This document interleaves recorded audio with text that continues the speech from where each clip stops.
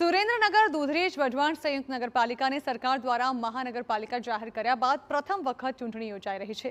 ત્યારે શું છે પ્રજાના પ્રશ્નો અને કેવો વિકાસ થયો છે સુરેન્દ્રનગરમાં અત્યાર સુધી તે જાણવા TV9 સુરેન્દ્રનગર પહોંચ્યું અને જાણ્યો મતદારોનો મિજાજ। સુરેન્દ્રનગરની જનતા સાથે વાત કરતા એ જાણવા મળ્યું કે અહીં મૂળ પ્રશ્નો પાણીના છે। શું કહી રહ્યા છે સ્થાનિકો, જુઓ મતદારોનો મિજાજ।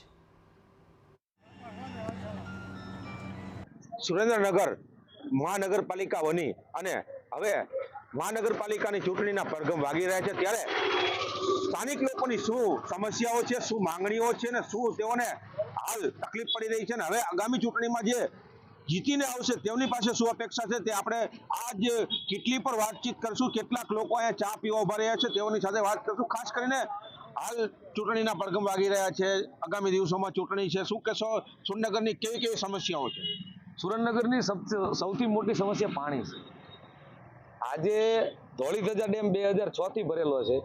નગરપાલિકાથી તરે ત્રીજા દિવસે પાણી આવતું હતું અને એ ફિક્સ ટાઈમ હતો, એના બદલે મહાનગરપાલિકા થયા પછી 5મા દિવસે પાણી આવે છે અને એનો ફિક્સ ટાઈમ પણ નથી। એટલે મહિલાઓને 5મા દિવસનો વારો હોય ને તો આખો દિવસ ઘરે રહેવું પડે, અને જો 2 કલાક બહાર ગયા હોય પાણી આવી જાય તો 5 દિવસ સુધી ઘરના નાયા વગર રહે। સુરેન્દ્રનગરમાં પીવાના પાણીનું બિસ્માર હાલત છે, બધાને કેરબા મંગાવરાવવા પડે છે। સુરેન્દ્રનગરની બીજી સૌથી મોટો પ્રશ્ન હોય તો પાણીના નિકાલનો છે કે જે સેન્કશન થયેલા બિલ્ડિંગો હોય એ પૈસા લઈને સેન્કશન થયેલા હોય, નાળીઓ બધી બંધ થઈ ગઈ છે।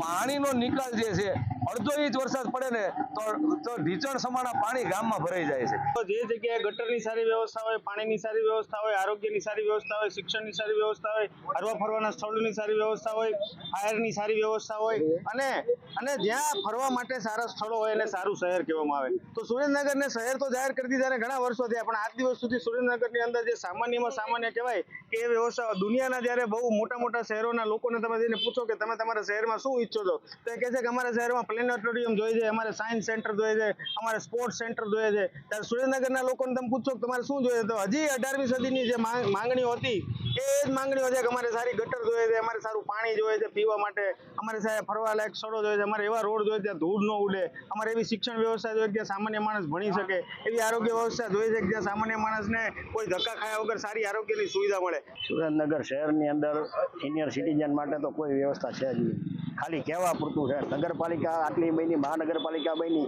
કોઈ પણ જગ્યાએ કોઈ એવું સિનિયર સિટીઝનને ક્યાંય આગવું સ્થાન મળે એવું તો ક્યાંય કંઈ છે જ નહીં। એ સિવાય પ્રાથમિક સુવિધાની જો વાત કરવા જઈએ તો મને 73 વર્ષ થયા, સુરેન્દ્રનગરની અંદર 73 વર્ષથી રહું છું, છતાં આજની તારીખમાં જે પ્રાથમિક સુવિધા હોય, જે આગળના ભૈયા બોલ્યા કે ભાઈ 18મી સદીમાં રહેતા એવી 18મી સદી જેવી જ પરિસ્થિતિ છે।